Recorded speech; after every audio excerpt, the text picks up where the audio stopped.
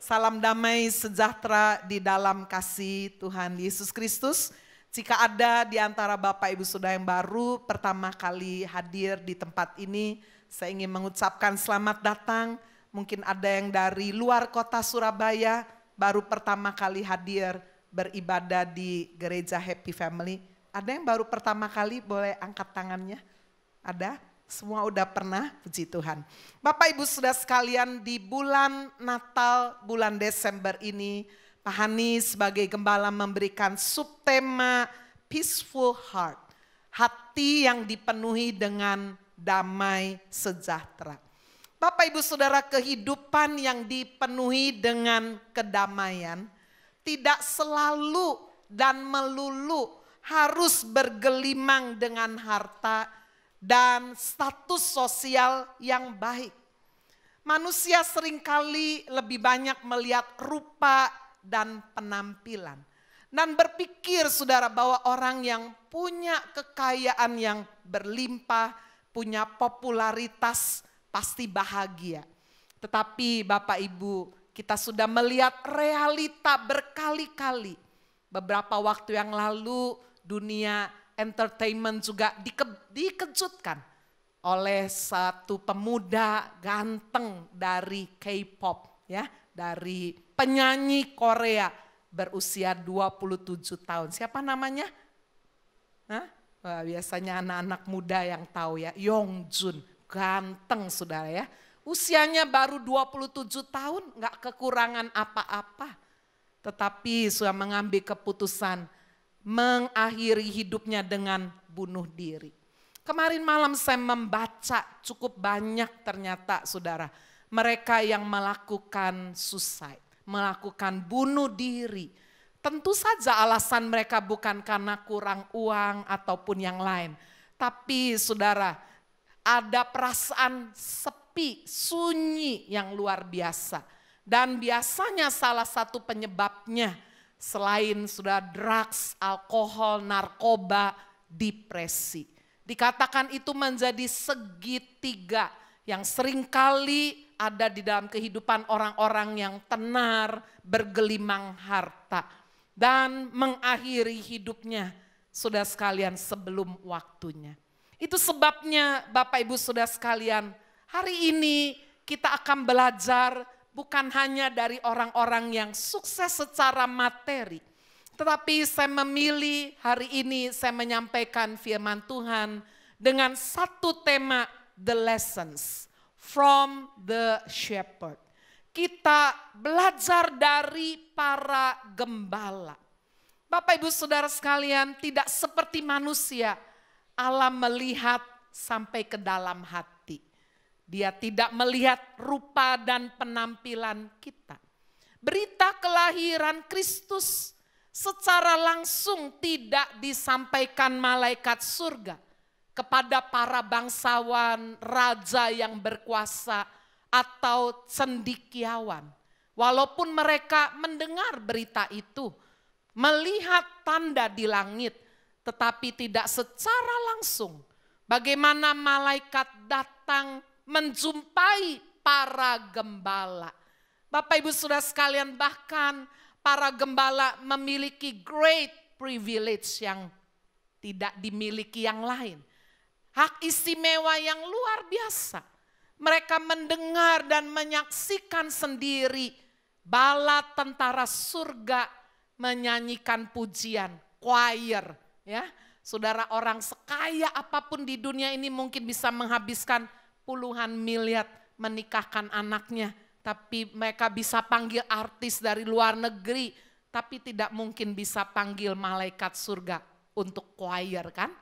Bapak Ibu, Allah memberikan hak istimewa ini kepada sekelompok manusia yang sederhana, para gembala yang seringkali kurang dihargai. Saya membaca sudah di dalam tafsiran Alkitab bahwa para gembala ini menjaga kawanan domba yang secara khusus akan dipersembahkan menjadi korban bakaran bagi Tuhan. Bukankah ini satu gambaran yang indah sekali? Bagaimana Yesus sang anak domba Allah yang tidak bercacat yang juga lahir untuk dikorbankan. Mari hari ini kita belajar sudah dari para gembala. Yang pertama, mari kita melihat di dalam Injil Lukas pasal 2 ayat 8. Gembala-gembala. Di daerah itu ada gembala-gembala yang tinggal di padang, menjaga kawanan ternak mereka pada waktu malam. Bapak Ibu Saudara, pelajaran yang pertama kita peroleh dari para gembala ini adalah bagaimana mereka melakukan tanggung jawab dengan baik. Sementara semua orang pada malam itu sudah tertidur, para gembala ini dikatakan bertanggung jawab menjaga kawanan ternak pada waktu malam yang sangat dingin. Kalau Bapak Ibu Saudara pernah pergi ke Israel, dibawa ke Bethlehem, maka sudah di situ seringkali juga ditunjukkan tempat para gembala di padang rumput menggembalakan domba-domba. Dan biasanya saudara pada waktu malam domba-domba akan dibawa masuk ke dalam goa yang secara alami seringkali ada di daerah Timur Tengah. Nah Bapak Ibu Saudara, di dalam goa itulah domba-domba mendapatkan kehangatan. Ya, Tuhan memang sudah ciptakan secara nature. Bagaimana goa itu kalau waktu dingin menjadi hangat. Waktu panas ya adem saudara di dalam goa. Tetapi saudara pada waktu malam, di manakah sang gembala tidur? Apakah dia tidur bersama para domba di dalam goa itu? Tidak. Saudara, itu sebabnya jika kita membaca di dalam Injil Yohanes pasal 10 ayat 9. Yesus menggambarkan dirinya sebagai gembala yang baik. Dan di ayat 9 Yesus berkata, akulah pintu. Barang siapa masuk melalui aku, ia akan selamat. Ia akan masuk dan keluar dan menemukan padang rumput. Rupanya sudah sekalian, gembala yang baik pada malam hari tidur tidak di dalam gua itu. Karena mulut gua ini nggak punya pintu kan. Maka sudah sekalian, gembala yang baik akan tidur sebagai pintu. Itu sebabnya jika malam hari ada binatang buas, apakah ada beruang atau ada singa yang datang, maka saudara, siapa yang harus lebih dulu berhadapan dengan domba-domba itu? Ini adalah sang gembala yang menjadi pintu. Bukankah ini satu gambaran yang indah sekali? Bapak Ibu Saudara sekalian, jika kita menjadikan Kristus sebagai gembala, dia menjadi pelindung bagi kita. Dia menjadi security bagi kita. Firman Tuhan berkata dia tidak pernah terlelap. Dia menjagai kehidupan kita. Bapak Ibu Saudara sekalian, di dalam Injil Yohanes pasal 10 kita membaca ciri-ciri gembala yang baik. Yang pertama dikatakan di ayat yang ke-11 Yohanes 10. Akulah gembala yang baik. Gembala yang baik memberikan nyawanya bagi domba-dombanya. Bapak Ibu Saudara-saudara sekalian, gembala yang baik dibandingkan dengan gembala upahan. Bapak Ibu Saudara sekalian, biasanya gembala di Israel jika punya domba-dombanya banyak, maka dia juga perlu ada gembala upahan. Tapi apa yang membedakan gembala yang baik dengan gembala upahan? Di dalam Yohanes pasal 10 ayat 12 sampai 13 dikatakan, seorang upahan yang bukan gembala dan juga yang bukan pemilik domba-domba itu sendiri, ketika melihat serigala datang, akan meninggalkan domba-domba itu lalu lari. Sehingga serigala itu menerkam, mencerai-beraikan domba-domba itu. Domba-domba itu. Ia lari karena dia seorang upahan dan tidak memperhatikan domba-domba itu. Jangan sampai saya masuk kepada aplikasi Bapak Ibu Saudara. Orang tua disadari atau tidak harus jadi gembala bagi anak-anak mereka. Melakukan tanggung jawab yang baik. Siapa saudara yang memberi makanan seperti gembala menyediakan padang rumput, air yang tenang. Saudara, yang bahkan ketika harus melewati lembah kekelaman dan air mata, orang upahan tidak mau melewatinya. Hanya gembala saudara yang mau bersama-sama melewati lembah kekelaman dan air mata. Di mana orang tua pada saat anak-anak membutuhkan. Bapak Ibu saudara, hari-hari ini kita sering melihat anak-anak SMP, SMA alami stres, depresi yang luar biasa, orang tua tidak tahu. Sudah mereka berpikir bahwa mereka sudah kasih makan anak, sudah sekolahkan anak, sudah kasih baju, udah kasih mobil mungkin, iPhone mungkin. Tetapi sudah yang dibutuhkan oleh anak-anak sudah bukan hanya itu.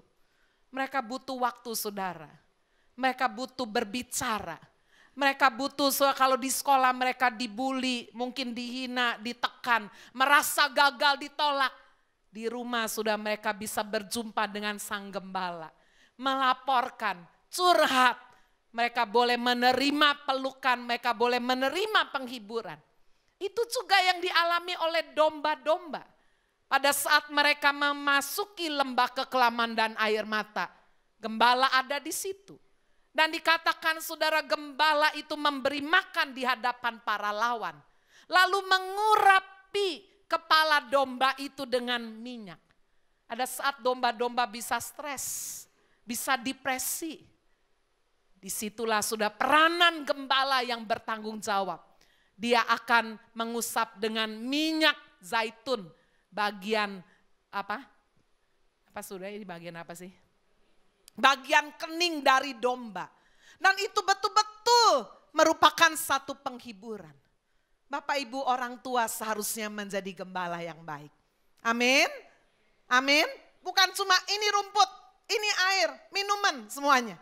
Tetapi apakah mereka bersama-sama dengan anak-anak ketika mereka harus memasuki masa-masa yang sulit.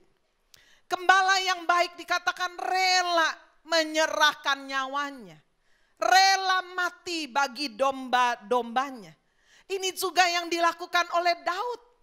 Saudara-saudara sekalian, itu sebabnya ketika dia akan berhadapan dengan Goliat, dia menceritakan pengalamannya sebagai gembala di dalam 1 Samuel 17 ayat 34. Daud berkata kepada Saul, "Hambamu ini biasa menggembalakan kambing domba ayahnya.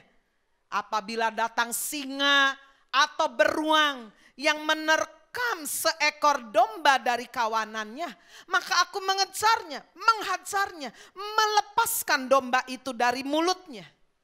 Kemudian apabila dia berdiri menyerang aku menangkap janggutnya, menghajarnya, membunuhnya. Baik singa maupun beruang telah dihajar oleh hambamu ini. Dan orang Filistin yang tidak bersunat itu, ia akan sama seperti salah satu daripada binatang itu, karena ia telah mencemooh barisan daripada Allah yang hidup." Luar biasa. Ayub dikatakan saudara tidak punya badan yang tinggi besar, enggak loh.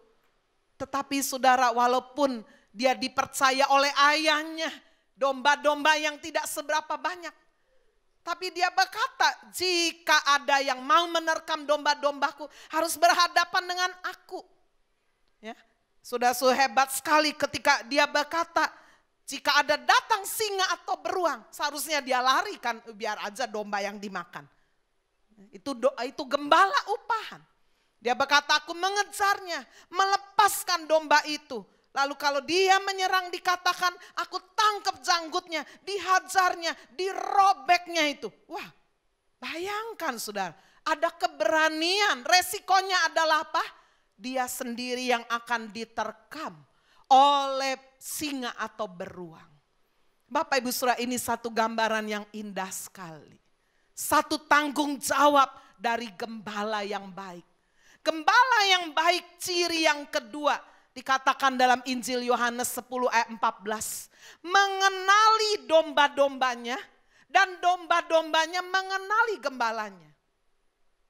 Apakah anak-anak mengenali orang tuanya? Atau lebih kenal susternya? Ya, pernah diadakan survei lu sudah ya. Anak-anak ditanya, orang tua ditanya, teman anakmu siapa? Dia mikir ya, salah lagi ya. Hobinya apa? Salah. Nyanyian yang paling disukai anak apa? Salah semua. Waktu susternya ditanya, teman baiknya siapa? Nyanyian paling disuka mah susternya benar semua. Wah ya, berarti saudara susternya, pembantunya lebih kenal anak-anak. Orang tua nggak kenal. Sorry ya kalau menyinggung ya, tapi disinggung itu kan untuk kebaikan. Bapak Ibu Saudara sekalian, firman Tuhan Yohanes berkata, ayat 14 berkata, akulah gembala yang baik. Gembala yang baik itu mengenal domba-dombanya. Tahu, mengenal. Bukan cuma, oh anakku udah besar ya. Enggak cuma itu, mengenal. Apa yang menjadi keluh kesahnya, kelemahannya. Apa yang menjadi kelebihannya. Dan dikatakan domba-domba itu juga mengenal orang tuanya. Jangan sampai lebih mengenal tetangganya ya, daripada mengenali orang tua. Dan ini juga pernah dilakukan satu percobaan. Ya, waktu turis-turis mencoba meniru saudara suaranya gembala ya dengan siulan itu. Coba ditiru, memanggil domba-domba. Nggak ada yang ngumpul, nggak ada. Walaupun mungkin siulannya lebih bagus lu dari gembalanya. Tapi begitu gembalanya memanggil domba-domba dengan siulannya, langsung ngumpul semua. Gembala yang baik, mengenal dan dikenal oleh domba. Sudah sekalian, aplikasi yang kita bisa lihat itu di dalam keluarga sangat penting sekali. Karena ada banyak hari-hari ini anak-anak seperti domba yang tercerai-berai. Gembalanya sibuk bisnis, sibuk sosialita, sibuk dengan urusannya sendiri. Apalagi sudah kalau orang tuanya punya banyak kepahitan. Kalau orang tuanya punya banyak kepahitan, bagaimana dia bisa mendidik anak-anak dengan kasih? Orang yang pahit sudah akan keluar juga kepahitan, kekecewaan. Apalagi kalau suaminya punya perempuan lain. Aduh, istrinya pahit. Kepahitan itu dia bagikan ke anaknya. Enggak mesti lewat kata-kata loh, lewat body language-nya, lewat perasaan emosinya. Itu bisa dirasa. Gembala yang baik, saudara benar-benar bertanggung jawab dengan baik. Kita juga melihat aplikasi gembala yang baik di tengah pekerjaan, di tengah perusahaan, di tengah pelayanan. Firman Tuhan berkata dalam 1 Petrus 5 ayat 2. Gembalakanlah kawanan domba Allah yang ada padamu, jangan dengan paksa. Pelayanan tidak boleh terpaksa. Bapak Ibu Saudara, dulu saya menggembalakan awal-awalnya terpaksa. Karena panggilan saya penginjil, pengajar. Tapi berhubung suami saya panggilan pelayanannya gembala. Saya mau menjadi istri, menolong yang baik, saya ikut. Tetapi sudah ketika saya melakukannya dengan sukarela, tidak terpaksa, Tuhan tambahkan karunia itu. Amin. Firman Tuhan berkata, gembalakanlah kawanan domba Allah yang ada padamu, jangan dengan paksa. Tetapi dengan sukarela, sesuai dengan kehendak Allah. Pelayanan saudara harus menyadari itu adalah panggilan. Yesus terpanggil sudah oleh Allah Bapa untuk turun ke dunia ini. Itu sebabnya dia all out. Dia memberikan hidupnya, nyawanya menjadi tebusan bagi banyak orang. Bagaimana dengan kita? Apakah kita all out dengan Tuhan? Saudara-saudara sekalian, menerima panggilan karena dia lebih dulu yang sudah memanggil, memilih, memberikan hidupnya bagi kita. Firman Tuhan berkata, biarlah kita belayani, jangan karena mau cari untung. Wah ya, tetapi dengan pengabdian diri. Sudah, kalau gembala itu cuma cari untung, itu namanya menggembalakan domba supaya apa? Dapat woolnya, dapat susunya, mau mati ya karepnya sendiri. Tidak. Gembala yang baik dikatakan saudara, dia melakukan pelayanannya, pekerjaannya. dengan sukarela, tidak terpaksa menurut kehendak Allah. Pelajaran yang kedua kita lihat dari gembala, from the shepherd. Mari kita melihat di dalam Lukas pasal yang kedua, ayat 15 sampai dengan ayatnya yang ke-18. Setelah malaikat-malaikat itu meninggalkan mereka dan kembali ke surga, gembala-gembala itu berkata seorang kepada yang lain, marilah kita pergi ke Bethlehem untuk melihat apa yang terjadi di sana, seperti yang diberitahukan Tuhan kepada mereka. Lalu mereka, yaitu gembala-gembala, cepat-cepat berangkat menjumpai Maria dan Yusuf dan bayi itu yang sedang berbaring di dalam palungan. Dan ketika mereka melihatnya, mereka memberitahukan apa yang telah dikatakan kepada mereka tentang anak itu. Dan semua orang yang mendengarnya heran tentang apa yang dikatakan gembala-gembala itu kepada mereka. Bapak Ibu Saudara sekalian, pelajaran yang kedua kita peroleh dari para gembala adalah meresponi kabar baik dengan cepat. Saudara sekalian, gembala itu bisa bilang begini loh, itu sudah tengah malam, dingin lagi. Bisa bilang sama malaikat, oke, besok aja ya. Sekarang tak tidur dulu, capek sekali. Seharian sudah menggembalakan domba-domba ini. Oh ya, anyway thank you ya. Nah, terima kasih ya, tapi tomorrow ya. Wah. Bapak Ibu Saudara sekalian, kita belajar dari gembala ini. Mereka dikatakan dengan cepat berangkat. Malam itu juga menjumpai Maria dan Yusuf dan bayi itu yang sedang berbaring di dalam palungan. Bapak Ibu, dalam hidup ini berapa sering kita menunda, membuang-buang waktu. Ada orang berkata, ayo kamu bertobat loh. Jangan terus begitu, mabok-mabok, judi terus, main perempuan terus. Yang satu main laki ya, supaya saya adil ya. Ya, ini main perempuan juga perempuannya siapa ini kan? Kamu gitu terus loh. Nanti tiba-tiba Yesus datang bagaimana? Gampang. Nanti pasti bertobat, pasti datang waktunya. Wah, menunda. Jangan menunda. Now is the time. Sekarang waktunya. Efesus 5 ayat 16, saudara, firman Tuhan berkata, pergunakanlah waktu dengan baik, sebab hari-hari ini jahat. Kalau saudara, saya membaca di dalam terjemahan King James Version, sangat bagus sekali.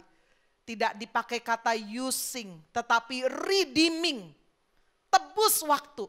Sama seperti Bapak Ibu kalau mau usaha, perlu modal yang banyak, maka surat rumah mungkin ditaruh di bank. Waktu saudara udah selesai, saudara menebusnya.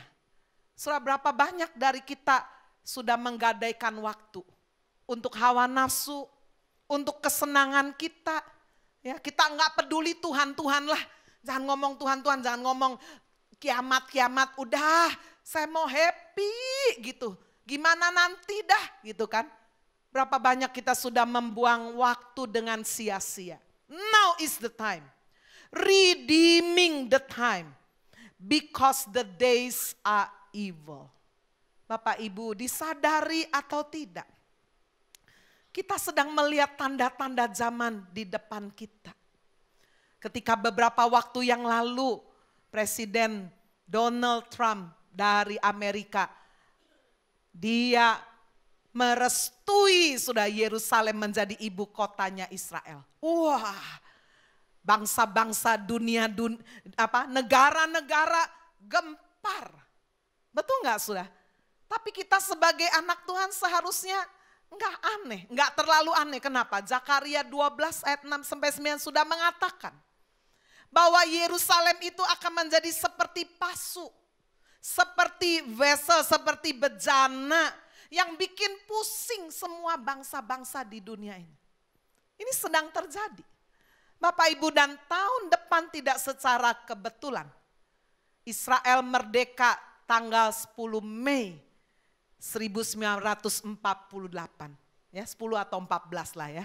Saudara-saudara sekalian, dan tahun depan masuk 70 tahun. 70 buat orang Israel itu gambaran satu generasi. Umur manusia itu 70, 80, satu generasi. Bapak Ibu, apa yang akan terjadi? Saya sangat yakin walaupun saya tidak bisa mendetailkan, merincikan. Tapi akan banyak goncangan-goncangan di dunia ini. Bapak Ibu Saudara, jika kita tidak siap, jika kita menunda-nunda. Sudah di dalam Alkitab Matius pasal 25, Yesus memberikan perumpamaan kedatangannya seperti 10 anak dara yang akan menyongsong mempelai laki-laki datang. Mereka bawa pelita, pelitanya menyala, tetapi karena malam kok nggak datang-datang, tertidurlah semuanya, 10-10-nya lu tidur, tidak cuma 5, 10-10-nya. Mempelai wanita ini sudah menggambarkan kita orang percaya. Semua kita sedang menanti Yesus datang kembali. Bisa tidur, bisa lemah. Tetapi saudara, pada waktu tengah malam teriakan datang, mempelai datang. Ya ini bicara saudara tradisi orang Yahudi dulu sudah kalau menikah. Ya, makanya sudah yang belum pernah ke Israel pergi sudah.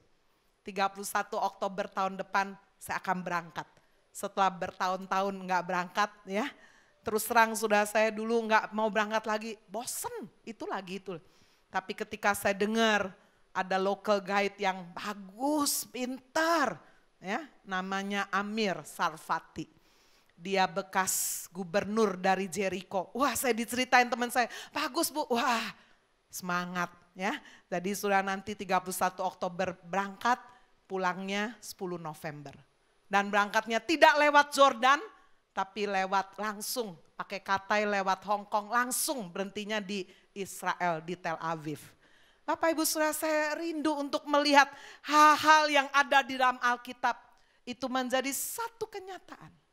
Zaman dulu saudara, orang-orang Yahudi kalau menikah, itu saudara sekalian perempuannya itu harus siap-siap. Siap, nggak dibilangin kapan. Benar saudara. Ya, saya mengajar itu di kelas Mother Wise 3.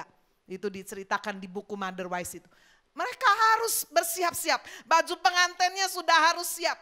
Dan biasanya pengantin laki itu datangnya tengah malam. Ya, jadi persis sekali. Ini adat istiadat tradisi Yahudi. Jadi ketika dikatakan tengah malam mempelai laki datang, wah mereka bangun. Waduh, pelitanya yang tadinya udah nyala karena ketiduran mati semua.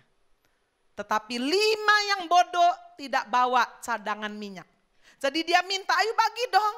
5 yang bijaksana bawa. Dia bilang apa? Saya nggak bisa bagi. Sebab minyak ini hanya cukup untukku. Perhatikan saudara. Keselamatan itu nggak bisa sudah nggak bisa bonceng. Tuhan, istriku lu pendoa, rajin lu ibadah melayani. Aku tak ikut dia aja imannya. Sorry, enggak bisa. Kredit card bisa additional, ya, bisa ikut. Aku ikut Bapak bisa.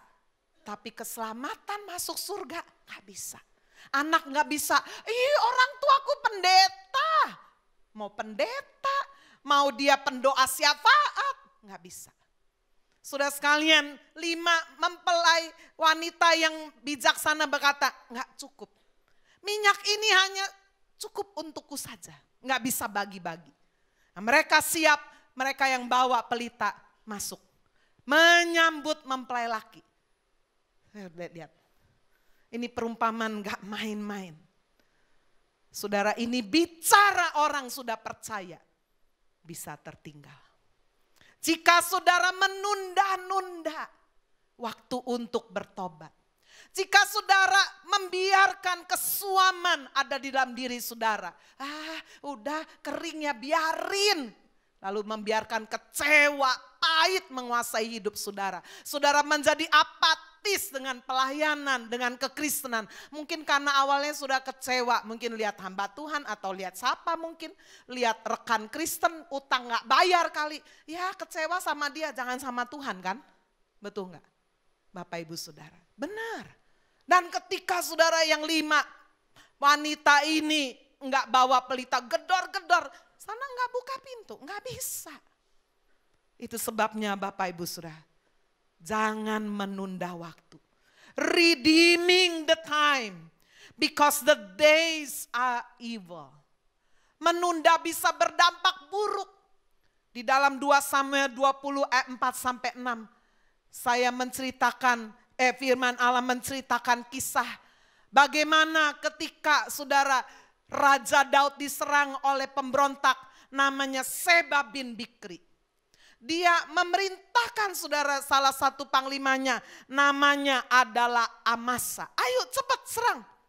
Dalam waktu 3 hari kamu harus bawa berita itu.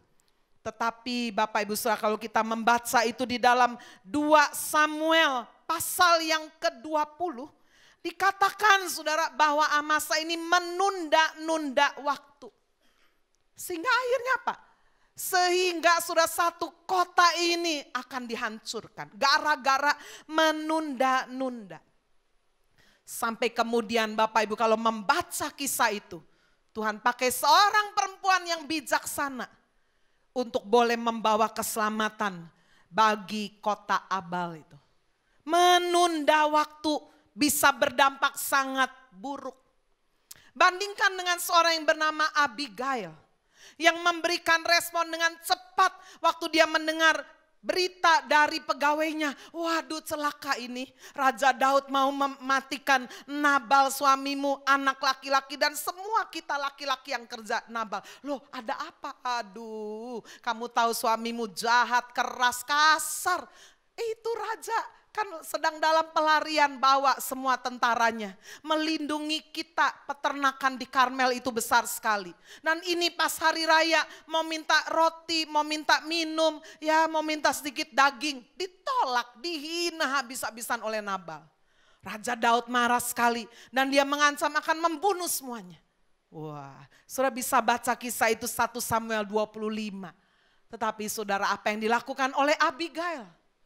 Seorang istri wanita yang cantik, lembut, bijaksana. Kalau saudara baca kisah itu dikatakan saudara dengan cepat. Di dalam 1 Samuel pasal 25, Abigail itu cepat-cepat menyuruh pegawai-pegawainya siapkan roti, siapkan kismis, siapkan daging-daging. Dan dia menghadap kepada Daud untuk minta belas kasihan. Jangan menunda waktu.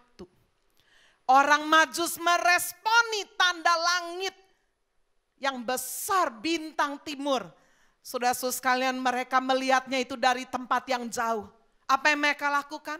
Mereka meresponinya dengan cepat. Mereka berangkat meninggalkan negeri mereka, pekerjaan mereka, sanak saudara mereka. Mereka tinggalkan. Berapa lama saudara orang Majus berjumpa dengan Yesus? Bukan seminggu lu perjalanannya. Bukan sebulan, 2 tahun. Terbukti saudara dikatakan bahwa waktu mereka tidak balik lagi ke Herodes. Herodes perintahkan bayi-bayi 2 tahun ke bawah dibunuh. Berarti kurang lebih perjalanan mereka 2 tahun. Bapak-bapak bisa bayangkan tinggalkan bisnis 2 tahun. Untuk melihat tanda di langit, mencari sang raja, menyembahnya, membawa persembahan emas, perak dan kemenyan. Meresponi kabar baik dengan cepat. Bapak Ibu, saya membaca satu kisah nyata peristiwa yang terjadi di California, di Montreal. Di sana saudara terkenal dengan burung pelikan. Burung pelikan ini secara nature, secara alami adalah hunter ikan, betul ya? Pemburu ikan, makanannya ikan, burung pelikan yang paruhnya panjang ini. Tetapi pada suatu kali sudah di Montreal ini dibangun pabrik pengalengan. Pabrik pengalengan menjamur enggak cuma satu, banyak. Saudara-saudara sekalian, sehingga banyak sekali ikan-ikan yang tidak terpakai itu dibuang. Jadi burung pelikan ini pada akhirnya bertahun-tahun berpesta dengan ikan yang berserakan. Sehingga mereka sebagai pemburu ikan sudah tidak melakukannya lagi. Ya, ini saya kasih ilustrasi ini sesuai dengan poin yang pertama, tanggung jawab. Orang tua kalau sebagai gembala tidak mendidik anak, tanggung jawab, bahaya sekali. Tapi juga sekaligus saya memberikan ilustrasi yang kedua, bagaimana ketika ada bahaya, maka respon kita nggak boleh tunda. Wah, bisa mati semua. Jadi saudara sekalian, ketika setelah bertahun-tahun, apa yang ditakutkan terjadi? Pabrik-pabrik pengalengan ini bangkrut, tutup. Saudara, burung pelikan ini udah gendut-gendut. Dan sudah terbiasa nggak pernah cari ikan. Wah, ikan di mana-mana. Tapi begitu pabrik pengalengan nggak ada lagi ikan-ikan yang berserakan. Nah, mereka sudah terkondisi males, gendut. Akhirnya sudah burung pelikan ini satu demi satu mati. Wah, ketika ini diketahui saudara oleh bagian pencinta lingkungan hidup, mereka bertindak cepat. Wah, kalau nggak mati semua ini. Mereka rapat, meeting, berusaha bagaimana menyelamatkan burung pelikan ini. Berbagai macam cara dicoba untuk mencegah agar populasi burung ini tidak punah. Sampai satu saat muncul satu ide, ayo cepat udah kirim burung-burung pelikan dari daerah lain. Yaitu yang memang kerjaannya tiap hari memburu ikan. Kalau tidak buru ikan, tidak makan ikan. Wah, dikirim sudah. Dan sudah ini burung pelikan yang lemu-lemu dan males ini. Ngelihat teman-temannya hunting, ya, mencari ikan-ikan. Lama-lama apa yang mereka lakukan? Karena mereka melihat contoh, akhirnya mereka pun meniru itu. Bapak, Ibu, Saudara. Berapa banyak orang tua seringkali menghancurkan generasi ke depan ini. Membuat anak-anak kayak burung pelikan yang lemu-lemu dan males-males. Semuanya dikasih semua oleh orang tua. Saudara sekalian, seharusnya seperti burung pelikan ini dia harus hunting. Dia harus cari ikan. Ya, oh, bukan berarti habis itu orang tua nggak kasih duit lagi. Kasih, tapi jangan brol-brolan. Saya berjumpa saudara dengan satu pengusaha yang berhasil. Ya, ngobrol-ngobrol, nggak kebetulan satu kali saya ngobrol sama anaknya pulang dari Amerika Serikat. Beberapa bulan kemudian anaknya dapat mobil, saya kaget. Mobilnya biasa, mobil Jepang yang murah. Saya bilang, loh ini papamu belikan ini? Iya, ini saya baru kerja, saya digaji, potong bayar kredit. Hah? Iya, waduh papanya kaya raya. Satu kali saya ngobrol, Pak, Bapak bener, iya betul. Saya kan berhasil juga dari nol, Bu Agnes. Masa dia cuma mau bonceng keberhasilan saya? Suruh dia belajar, cari duit itu, caucian itu enggak gampang. Wah ya, ini cara mendidik burung pelikan tiap hari memburu ikan. Atau saudara mau jadi orang tua menyediakan pabrik kaleng, pabrik kaleng ikan kaleng. Membiarkan anak-anak saudara mati tanggung jawabnya. Cepat atau lambat saudara. Ketika uang orang tua mereka sudah tidak ada lagi, orang tua juga udah gak ada lagi. Bagaimana mereka bisa hidup? Tanggung jawab. Dan juga saudara, ketika kita tahu bahwa apa yang kita lakukan ini enggak benar. Mari kita belajar seperti gembala ini. Meresponi kabar baik dengan cepat. Sekarang kita lihat yang ketiga, yang terakhir. The lessons from the shepherd. Mari kita membaca Lukas 2 ayat 20. Lukas pasal 2 ayat 20. Maka kembalilah gembala-gembala itu sambil memuji dan memuliakan Allah. Karena segala sesuatu yang mereka dengar dan mereka lihat semuanya sesuai dengan apa yang telah dikatakan kepada mereka. Sudah, pelajaran yang ketiga kita peroleh dari gembala adalah memuliakan Tuhan atas penggenapan firman Tuhan. Amin. Saudara, kita belajar dari gembala ini satu lifestyle, gaya hidup senantiasa mengucap syukur. Saudara sekalian, pada waktu mereka melihat bahwa apa yang mereka dengar dari malaikat dan mereka lihat dengan mata mereka, aduh semuanya cocok, luar biasa. Saudara-saudara sekalian, mereka memuji-muji Tuhan. Mereka mempercayai firman Tuhan pasti akan digenapi dan akan berakhir dengan kemenangan. Amin. Sudah ada orang yang sudah apatis ngomong begini, udah jangan ngomong Yesus datang gak ada hubungannya. Semuanya dicocok-cocokkan. Ya memang saya juga tidak setuju kalau semuanya itu dicocok-cocokkan. Tetapi Bapak Ibu, kalau kita mau menyelidiki firman Tuhan sungguh-sungguh. Firman Tuhan berkata apa? Kamu akan lihat. Bukan hanya bumi yang diguncangkan, tapi langit juga akan digoncangkan. Perkataan langit akan digoncangkan. Menandakan bahwa apa yang dulu tidak digoncangkan ini akan digoncangkan semuanya.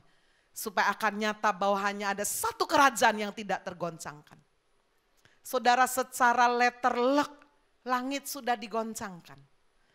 Dengan lapisan ozon, saudara, yang mulai merobek, tipis dan merobek. Saudara baca di YouTube beberapa waktu lalu, Thailand ya, hujan turun salju. Bapak Ibu Saudara, negara tropis yang tidak pernah, kok bisa? Di Bandung beberapa waktu yang lalu, turun hujan, hujan es batu. Bapak Ibu, sesuatu yang kayaknya enggak mungkin. Saudara juga lihat di YouTube bagaimana ikan-ikan berloncatan, hujan ikan. Bukan cuma hujan air. Sudah kita juga membaca dan sudah terjadi. Bagaimana sudah bulan menjadi merah. Yang disebut blood moon. Firman Tuhan berkata kalau kamu melihat tanda-tanda itu, semua yang tadinya tidak mungkin sekarang menjadi mungkin. Kamu tahu bahwa waktunya sudah tidak lama lagi. Mari Bapak Ibu Saudara sekalian kita belajar the lessons from the shepherd.